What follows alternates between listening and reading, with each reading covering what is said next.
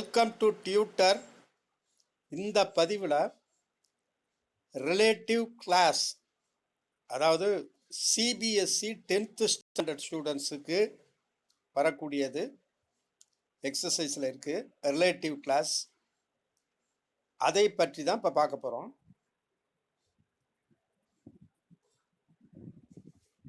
Relative class அப்படிங்கிறது தெரிஞ்சுக்கிறதுக்கு முன்னால் கிளாஸ் அப்படின்னா என்ன அப்படின்னு தெரிஞ்சுக்கிட்டோம்னா ரிலேட்டிவ் கிளாஸ் பற்றி நம்ம ஈஸியாக புரிஞ்சுக்கலாம். இப்போ what is a clause? A class is a group of words that contains a subject and a finite verb giving a complete meaning. Clause அப்படிங்கிறது என்ன அப்படின்னா குரூப் ஆஃப் வேர்ட்ஸ், வார்த்தைகள் எல்லாம் ஒன்றாக இணைந்து எப்படி ஒரு சென்டென்ஸ் சொல்கிறோம் இல்லையா, அதே போல தான் சென்டென்ஸ், ஒரு வாக்கியம், ஆனால் முழுமையான அர்த்தத்தை கொடுக்கக்கூடியதாக இருக்கும். அதில் சப்ஜெக்டும் ஒரு ஃபினைட் வேர்பும் இருக்கும்.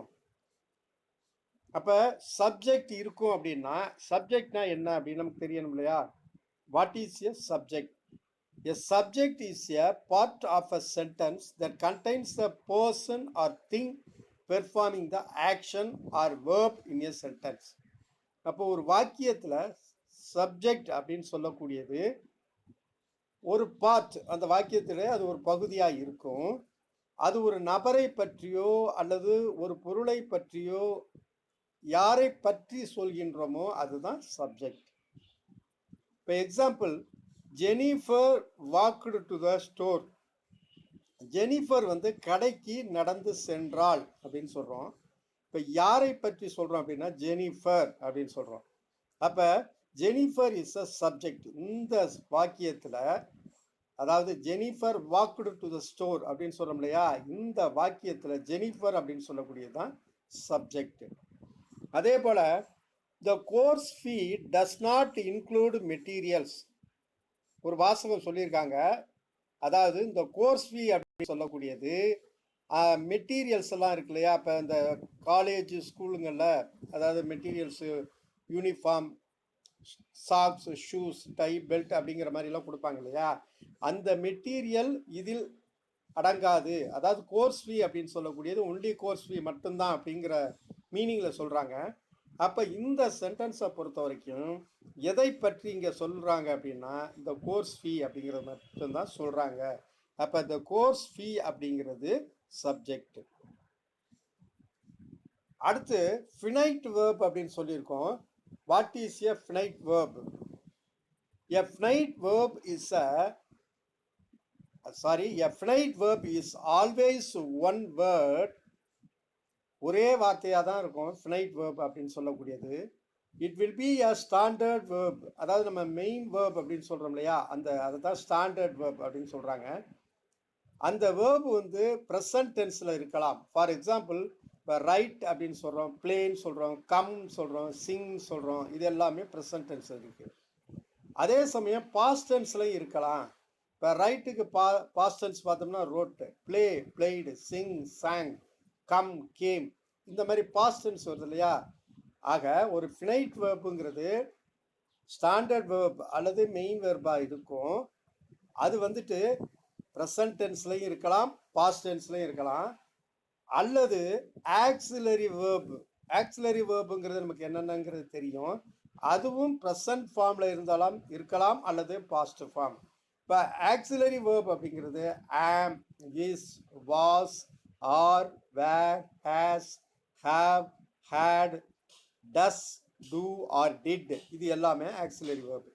இது ப்ரெசன்ட் டென்ஸ்லையும் இருக்குது, பாஸ்ட் டென்ஸில். ஆக ஒரு ஃபினைட் வேர்ப் அப்படிங்கிறது ஒரு வாக்கியத்தில் மெயின் வேர்பு அது ப்ரெசன்ட் டென்ஸ்லேயோ அல்லது பாஸ்ட் டென்ஸ்லேயோ இருக்கலாம்.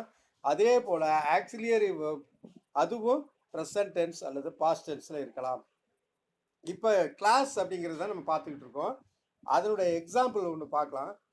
பீப்புள் செலப்ரேட் அப்படின்னு சொல்கிறோம். இதில் பீப்புள் அப்படிங்கிறது சப்ஜெக்ட், செலப்ரேட் அப்படிங்கிறது ஃபினைட் வேர்ப். செலப்ரேட் அப்படின்னு சொல்கிறோம் இல்லையா, செலப்ரேட், செலப்ரேட்டட். அப்போ இந்த செலப்ரேட் அப்படிங்கிறது finite verb.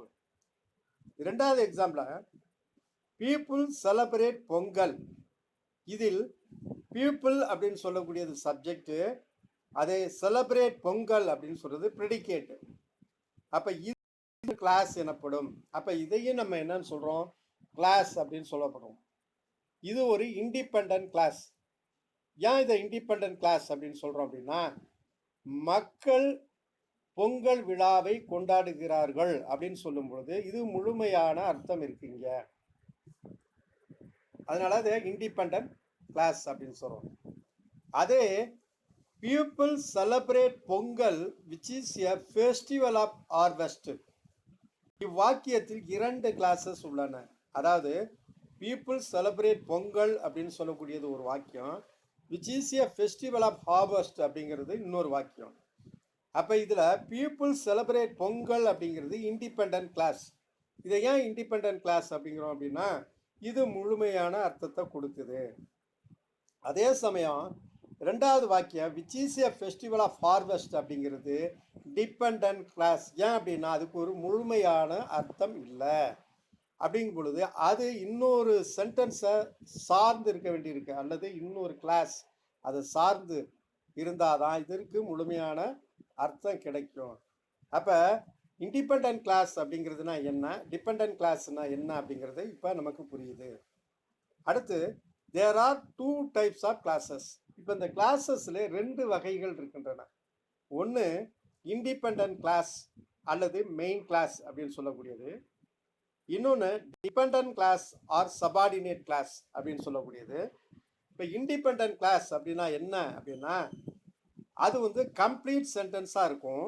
They can stand alone and express a complete thought. அந்த சென்டென்ஸு தனிமையில் இருக்கக்கூடியது, அதே சமயம் முழுமையான அர்த்தத்தை கொடுக்கக்கூடியது. அதை தான் இண்டிபெண்டன்ட் கிளாஸ். இது ஒரு முற்று பெற்ற வாக்கியம். இது தனியாக வந்து முழு பொருள் தரும். இதுதான் இண்டிபெண்டன்ட் கிளாஸ் அப்படிங்கிறது. For example, I need a book. இதுல முழுமையான அர்த்தம் இருக்கு, எனக்கு ஒரு புத்தகம் தேவை அப்படின்னு சொல்றோம். மேரி ப்ரிஃபர்ஸ் காஃபி, அதாவது மேரிக்கு காஃபி தான் பிடிக்கும் அப்படின்னு சொல்றோம். இது முழுமையான அர்த்தம் இருக்கு. அதே போல Ram is a good volleyball player. Ram அப்படின்னு சொல்லக்கூடிய ஒரு மிக சிறந்த வாலிபால் பிளேயர், விளையாட்டு வீரர் அப்படின்னு நம்ம சொல்றோம். வாலிபால் விளையாட்டுல சிறந்தவர் அப்படின்னு சொல்றோம். இப்போ இந்த 3 சென்டென்ஸும் பார்த்தீங்க அப்படின்னா எல்லாமே முழுமையான அர்த்தத்தோட இருக்கக்கூடியது. அடுத்து dependent classes contain a subject and a predicate. இப்போ டிபெண்டன்ட் கிளாஸில் சப்ஜெக்டும் இருக்கும், ப்ரெடிகேட்டும் இருக்கும். But they to not express A complete thought. ஆனால் அது முழுமையான அர்த்தத்தை கொடுக்காது. இது சப்ஜெக்ட் மற்றும் ப்ரெடிகேட்டை கொண்டுள்ள முற்று பெறாத வாக்கியம். அதாவது டிபெண்டன்ட் கிளாஸ் அப்படிங்கிறது முற்று பெறாத வாக்கியம்.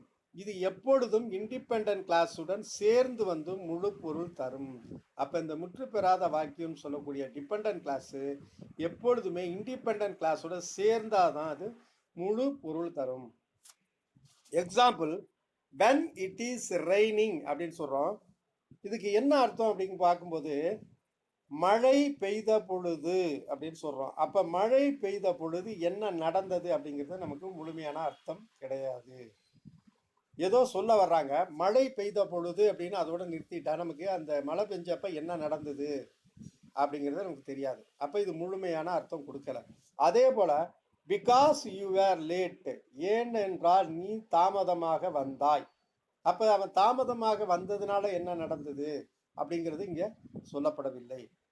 அதே போல after you go to school, நீ பள்ளிக்கூடம் சென்ற பிறகு.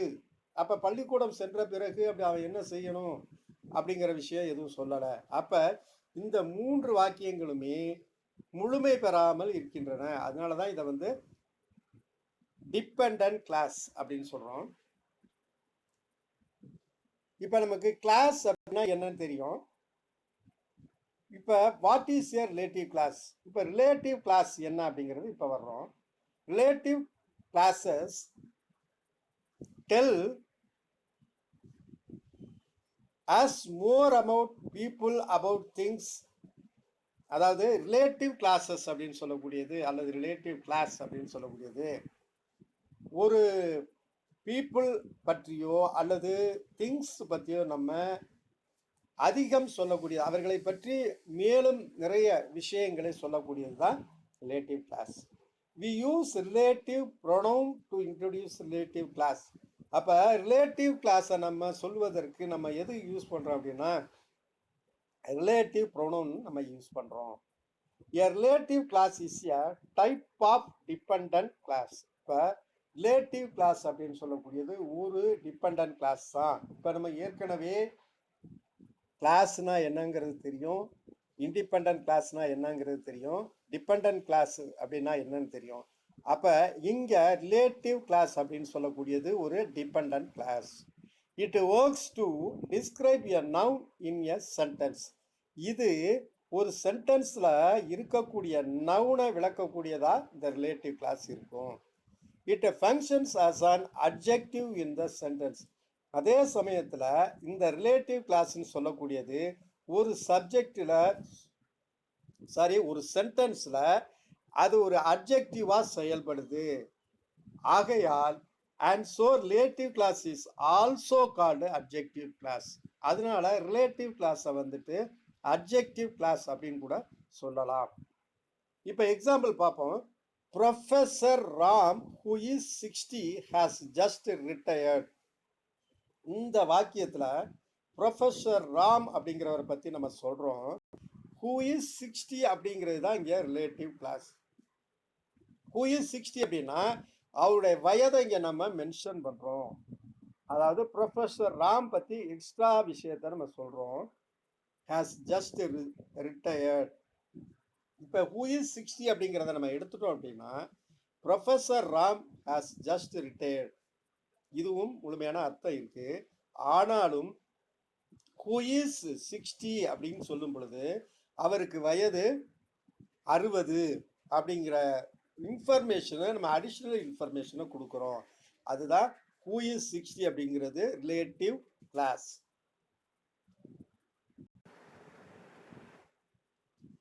அடுத்து this is a house which Prabhu build.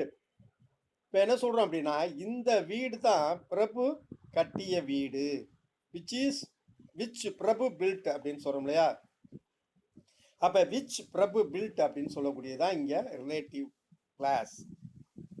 Mary Curie is a women that discovered radium. இந்த மேரி கியூரி அப்படின்னு சொல்லக்கூடிய பெண் தான் என்ன பண்ணாங்க, இந்த ரேடியம் அப்படிங்கிறத கண்டுபிடிச்சாங்க அப்படின்னு சொல்கிறோம். இங்கே தட் டிஸ்கவர்டு ரேடியம் அப்படின்னு சொல்லக்கூடியது relative clause. We use relative pronouns who and whom for people. அவர்களை பற்றி நம்ம மென்ஷன் பண்ணும் பொழுது நம்ம எந்த ரிலேட்டிவ் ப்ரொனவுனை யூஸ் பண்ணுறோம் அப்படின்னா ஹூ அண்ட் ஹூம் அப்படின்னு சொல்லக்கூடிய ரிலேட்டிவ் ப்ரொனவுன் இதை யூஸ் பண்ணுறோம்.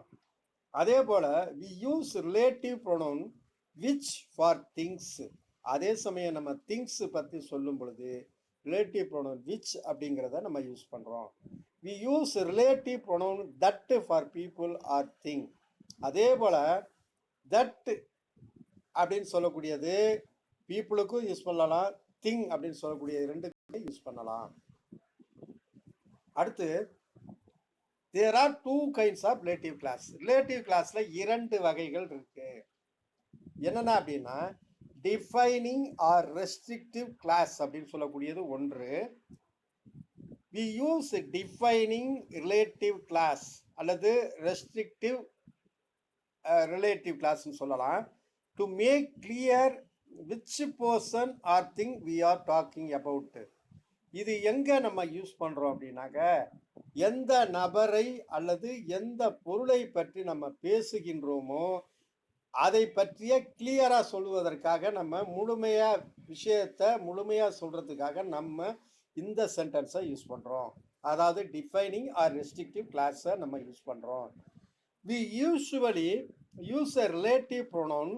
இப்போ இதுக்கு பொதுவாக நம்ம எந்த ரிலேட்டிவ் ப்ரொனவுன் யூஸ் பண்ணோம் அப்படின்னு சொன்னால் டிஃபைனிங் ஆர் ரெஸ்ட்ரிக்டிவ் கிளாஸுக்கு வரக்கூடிய pronoun who, that, which, whose and whom அப்படிங்கக்கூடிய இந்த ரிலேட்டிவ் ப்ரொனவுன் தான் நம்ம யூஸ் பண்ணுவோம் to introduce a defining relative class.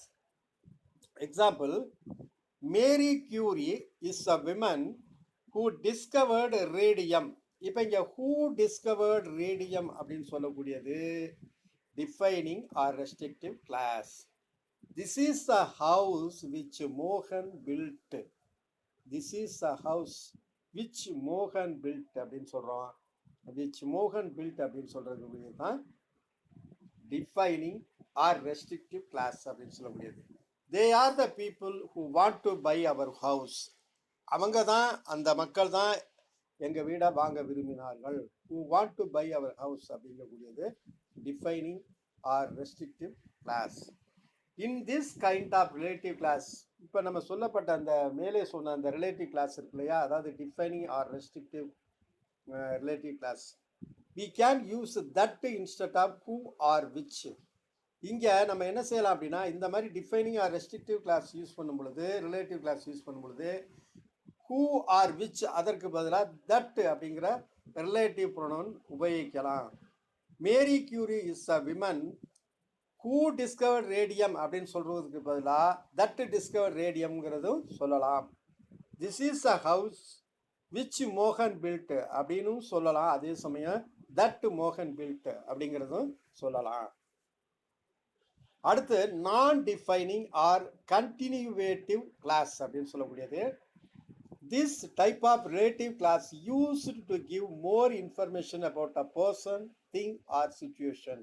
இந்த மாதிரியான ரிலேட்டிவ் கிளாஸு மேலும் அதிகமான செய்திகளை ஒரு நபரை பற்றியோ அல்லது ஒரு பொருளை பற்றியோ அல்லது ஒரு சூழ்நிலையையோ சொல்லும் பொழுது உபயோகப்படுத்தக்கூடியதான் நான் டிஃபைனிங் ஆர் கண்டினியூட்டிவ் கிளாஸ்.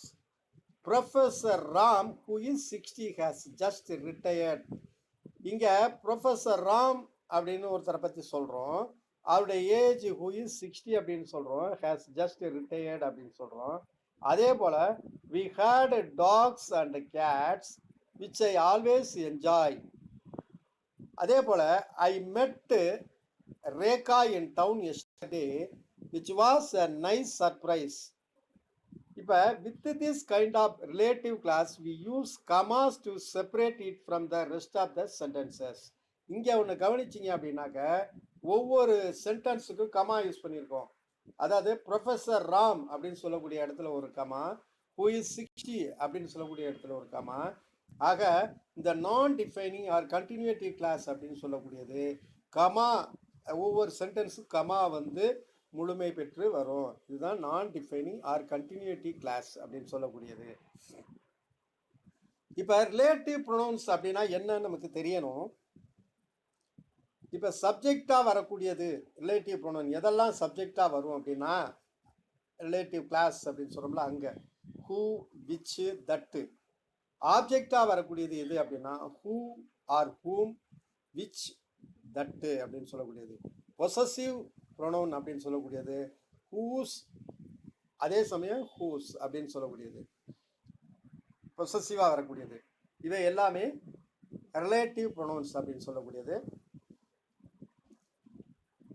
இந்த பதிவு உங்களுக்கு பிடிச்சிருந்தது அப்படின்னு சொன்னால் லைக் பண்ணுங்க, ஷேர் பண்ணுங்க, கமெண்ட் பண்ண மறந்துடாதீங்க. மறக்காம சப்ஸ்கிரைப் பண்ணுங்க. தேங்க்யூ.